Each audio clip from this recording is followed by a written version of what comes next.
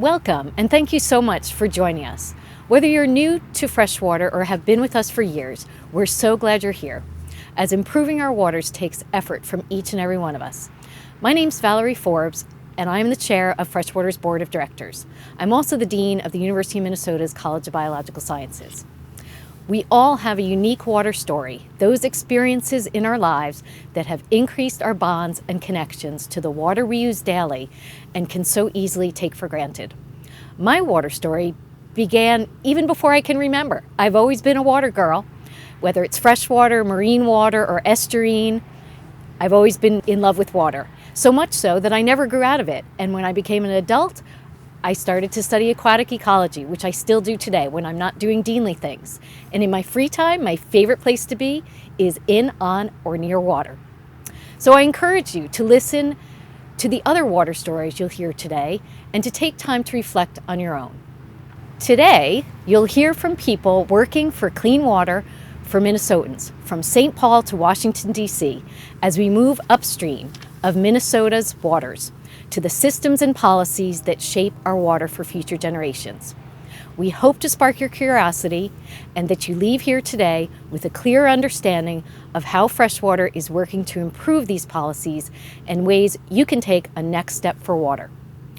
One important way that we can all take part is through the act of giving a financial contribution to help us achieve our vision for clean and abundant water for all Minnesotans, now and in the future. People like you power the work you'll hear about today, and for that, we thank you.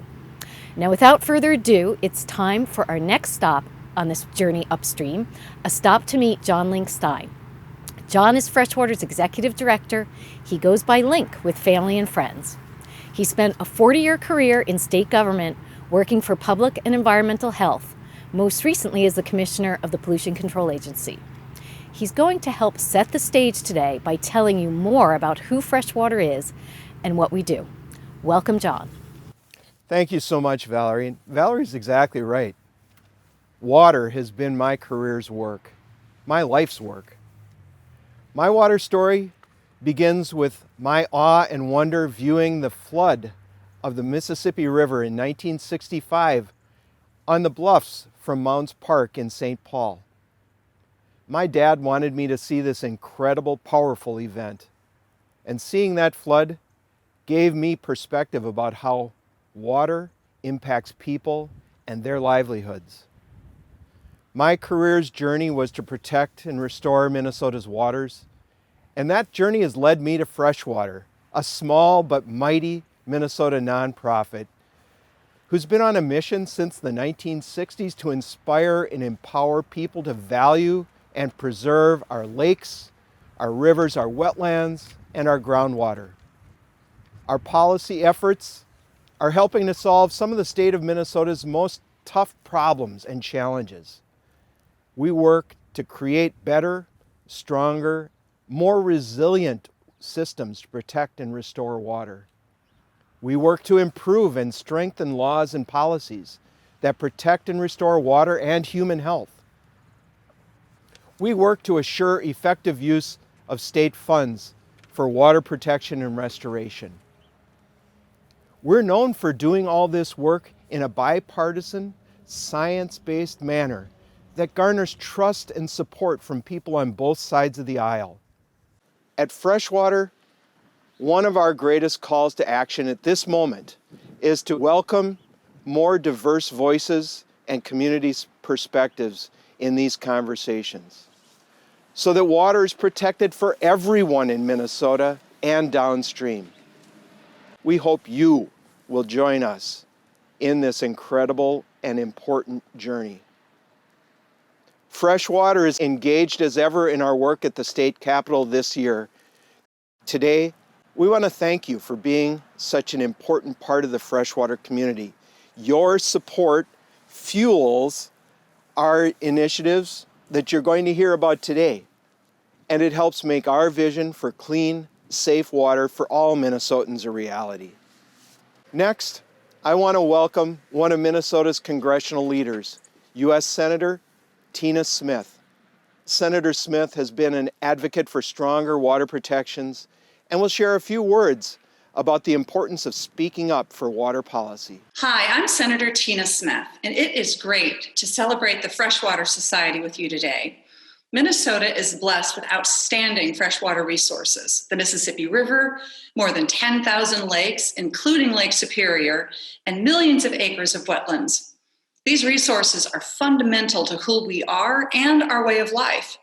The Freshwater Society understands this, and you have been working for over 50 years to conserve, protect, and restore our freshwater resources. And I agree with you. Protecting and restoring fresh water and watersheds is a matter of health, of conservation, and of equity. This is personal for me. Like so many Minnesota families, we love canoeing and fishing.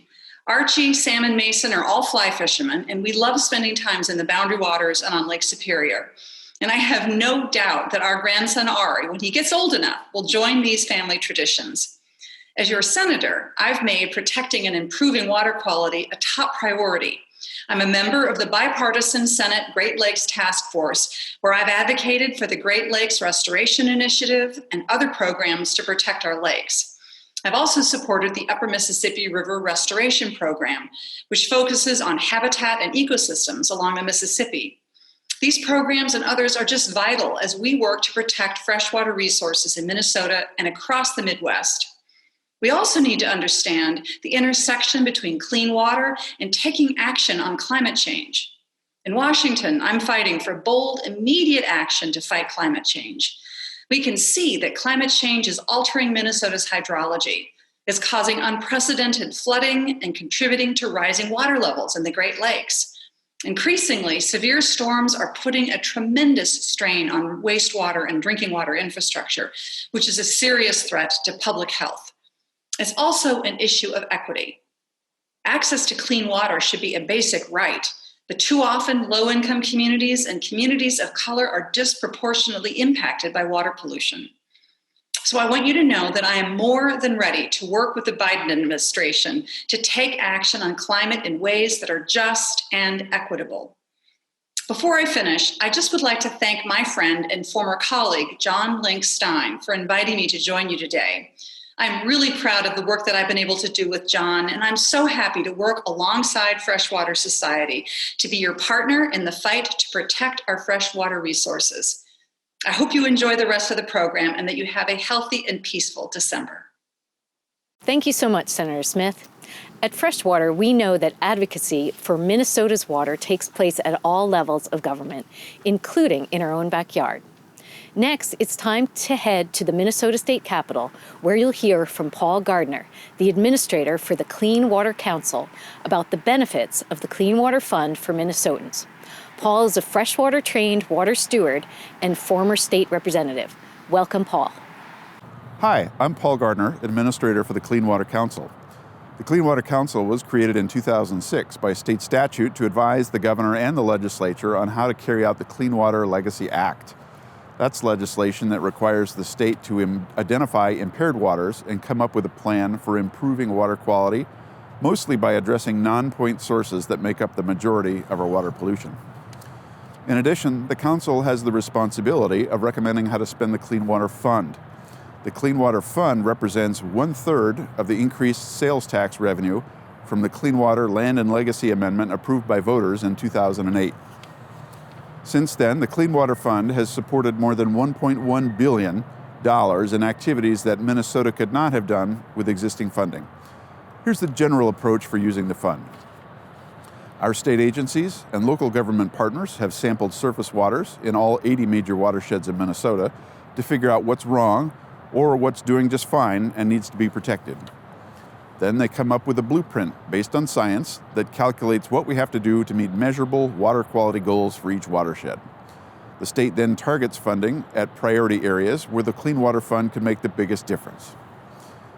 In its next set of funding recommendations, the Clean Water Council has set aside 20% of the fund to support protection of drinking water sources.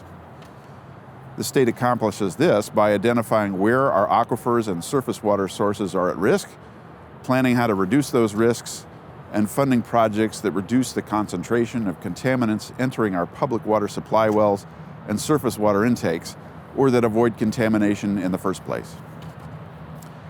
Here are some specific examples of activities that get Minnesota to more fishable, swimmable, and drinkable water, many of which are carried out by local units of government like soil and water conservation districts, watershed districts, municipalities, and counties. Increased inspection by counties of septic systems, testing of private wells for nitrates and pesticides, providing technical assistance to farmers, landowners, and local governments so that they understand and use best management practices for water quality, keeping sewage from old septic systems out of lakes in Voyageurs National Park, restoring the Duluth Harbor and the St. Louis River from a legacy of industrial pollution, funding projects that promote the use of continuous living cover around public water supply wells and provide income for farmers, upgrading selected water treatment facilities, restoring streams and wetlands, and enrolling thousands of acres into easements to protect shorelines, store water, and reduce nitrogen levels getting into our water supplies. That's just a sampling. They range from complex multi-million-dollar construction projects to $5,000 grants to small towns. For every dollar of the Clean Water Fund, we leverage about $1 of other funds from federal, state, and local governments, and an untold amount of private landowner contributions.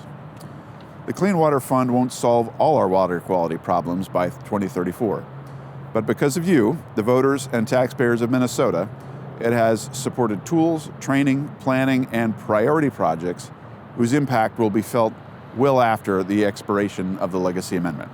My personal water story is that as a young man, I volunteered and then eventually became a National Park Ranger at a small unit of the National Park Service outside Washington, D.C. at Great Falls, Virginia, where the Potomac River falls about 76 feet over about a quarter mile. And so I just spent a lot of time looking at the river. And it has a very calming effect. It's very constant. You have that low white noise. And so I've always been attracted to being by the ocean or by the sea, and I am married into Minnesota, so that means rivers and lakes and not the ocean.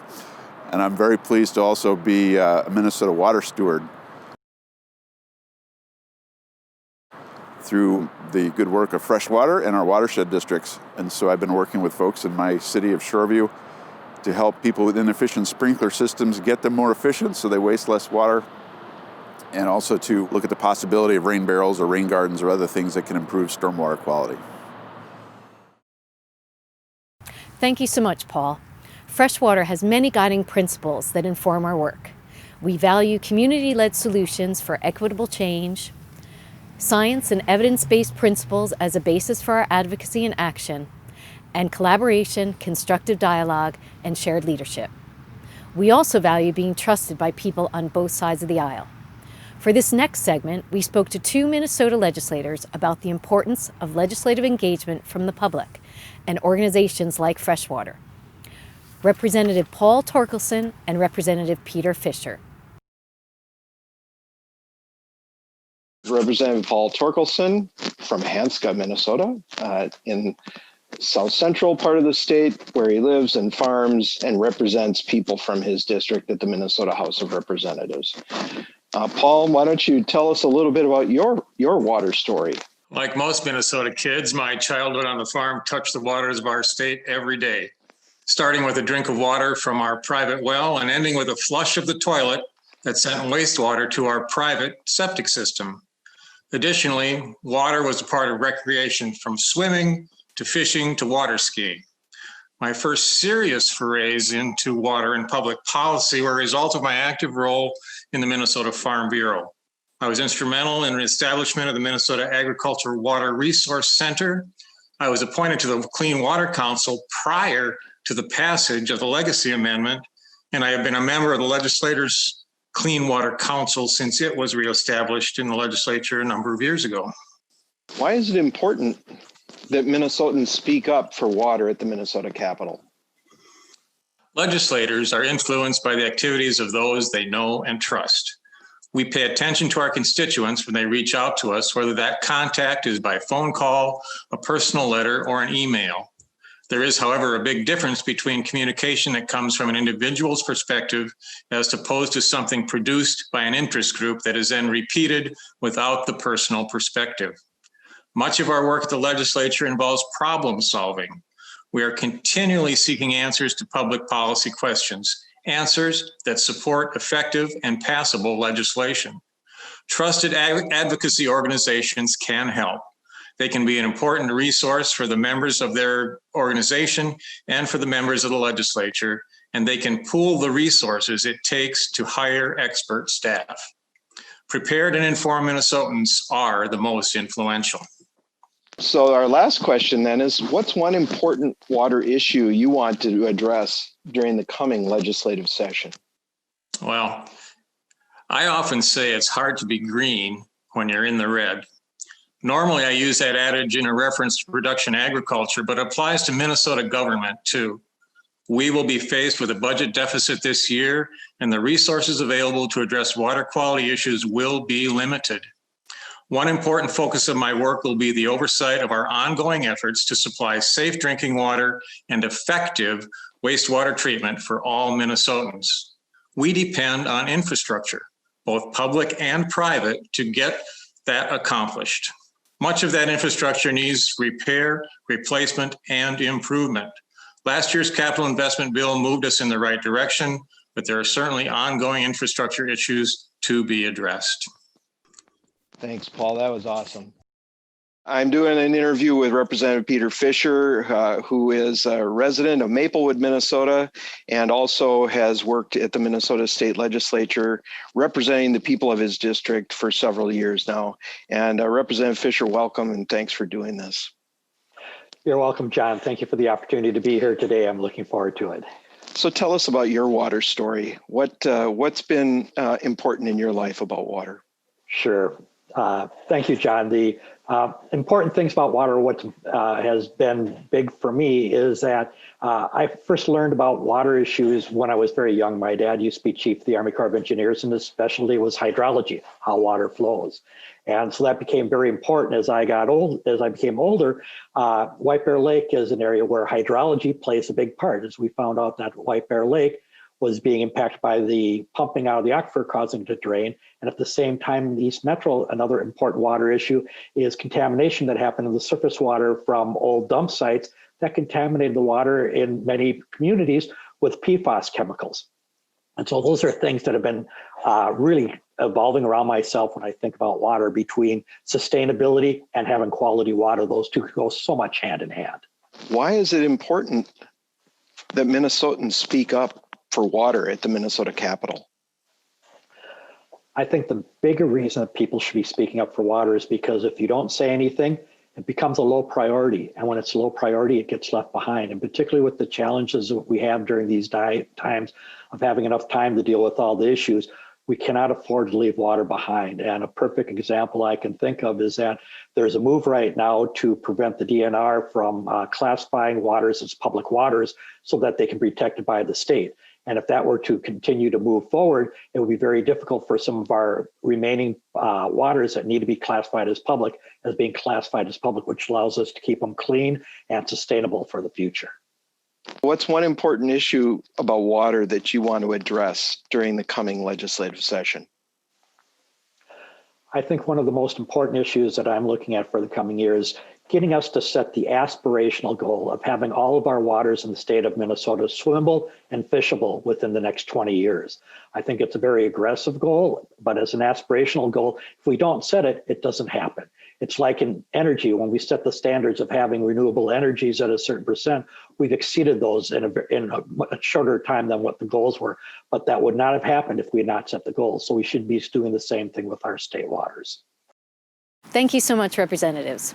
With those important whys in mind, we turn to Freshwater's Research and Policy Director, Dr. Carrie Jennings, and Senior Program Manager, Jen Cater, for a look at our 2021 legislative agenda. I am Carrie Jennings, Research and Policy Director at Freshwater, and we're here at the Capitol because this is where our effort is going to be for the next couple of months. We have a couple priorities. We like to pretty much hone our message to just 2 or 3 key things, and we've done that for this session. But I think before I get into what that message is, I want to tell you a little bit about how we've crafted those messages. I was counting in my head how long I've been in the state working on the geology of the region and the water issues, and 36 years is how long ago I came to Minnesota. And a lot of the people I started graduate school with are still in the area as well. and they're placed in agencies and around the state in consulting groups. And it turns out that those relationships have created a really powerful alliance for me at this point in my career. I also have 26 years worth of teaching at the University of Minnesota, and my former students are distributed around the state. And what I have learned after doing the geology, mapping the glacial geology of the state and understanding that that's something that can bring us together, is it also helps me understand where our current water quality problems are. For years, I liked to just present on the geology of the state to people in the regions where I was working. But the questions after the talks often were, but what about this problem? What about this water quality issue? What about how our rivers and lakes are changing? And so my career gradually shifted to trying to answer those questions for them. What I'm able to do now is bring the connections that I've made over the last 30-some years to bear on these questions and find pragmatic solutions for them. And that's the kind of work that we present at the Capitol. We try to have very concrete solutions for the water quality and quantity problems that the state is facing. We try to find the best tools for the state going forward in a changing water environment. And we try to connect the researchers at the University of Minnesota to these same pragmatic questions and the solutions that the state is looking for. So we're a calm voice at the Capitol. We're not here very often. We rely on our conservation strategies representatives. This is Judy Erickson and Joe Burkholtz. The efforts that we're focusing on this session one of them was almost through last session, but that session was disrupted by the COVID kind of fiasco and how things broke down. But we had a bill with bipartisan support to promote water storage in the Minnesota River Basin. This is our effort that has been going on for 12 years, I would say, based on the fundamental science that started 12 years ago, that shows that too much water is coming from the land mass in the Minnesota River Basin, and that's creating a host of problems, including nutrient loading to the streams and also sediment loading because of erosion of our channels. So if we can just keep that water where it falls, compensate farmers for that activity, then we can start to restore our hydrology in that basin. The second effort that we're going to focus on is promoting the research that the legislature funded 2 years ago. 2 years ago, the state funded Freshwater and a group of collaborators to investigate a new tool for storing water in the ground. This is aquifer storage and recovery. And we have successfully completed the project despite COVID and lockdowns, and we'll be delivering the results of that project to the legislature this session. We will accompany that report with recommendations for how ASR could be a tool going forward for Minnesota to kind of build in resilience to climate change and overdrafting of aquifers. The favorite part of my job at Freshwater is building teams to address the research questions that the state has, that state might not know it has, but digging deep into my pool of collaborators across the state and departments at the university and building just the right team to approach a problem that needs solving. Hi, my name's Jen Cater. I'm Freshwater's Senior Program Manager, and I lead our participatory engagement work around the state. I didn't know that I was going to be interested in working in the environmental field as I was growing up. I didn't know, even as I was finishing out high school, that was what I wanted to do, but somehow my life kept on coming back to water in one way or another. My favorite place to go as I was coming home from school before dinner would happen was down to a local park where there was a pond that I could sit next to and just kind of watch and see what was happening and just interact with water on a daily basis. Whenever we would travel to somewhere that was near water and take a lot of solace and comfort in just listening to the water hit the shore, watching birds come in and land on it, or even taking the canoe out. And just the more and more that I think back on the way that water has intersected my life, it's always been this constant present thing. And as I got more involved in working on climate change, got more involved working on food systems and working with policy, I really noticed that I had a strong draw to working on water resources and making sure that we're protecting that water, keeping it clean, cleaning up the stuff that's not clean, and making sure that other future generations have the same sort of opportunities that I had to just enjoy and interact with water on a daily basis. This year, we are really gearing up for what can be a really challenging conversation around the budget at the Capitol. There's going to be a lot of difficult conversations around what really good programs, really good initiatives, really good efforts are not going to be funded this year simply because the funding isn't there. And that's one reason why we're really thankful to the people who worked on the Legacy Fund and other dedicated funds for the fact that they made them dedicated funds, protected funds. And they did that with the wisdom of acknowledging that there will be times like this. They anticipated that we'd be faced with difficult conversations around short-term budget adjustments that would be necessary. And we've faced them before, we're facing them now, we're going to face them again. And making sure as we go into this next session that these dedicated funds truly do remain dedicated is going to be important. That means that we want to see them used for their intended purposes and not used for things that are outside of what voters decided was important or was otherwise written into how these funds are intended to be used. A lot of the work that we've been engaged with our policy efforts at Freshwater over the course of the last couple of years have actually focused in on the Clean Water Fund, which is one of those dedicated funds that's constitutionally protected. And the work that we did with the Trajectory Project a couple of years ago, the ongoing work that we're continuing to do with the Clean Water Council and state agencies is really focused on making sure that that fund does live up to its intended outcomes and that we are on a good trajectory to see clean water in our future. And we're going to be continuing that work. We're still implementing the recommendations that came out of that process, and that's work that we do beyond the walls of the Capitol as well as with state agencies and local communities.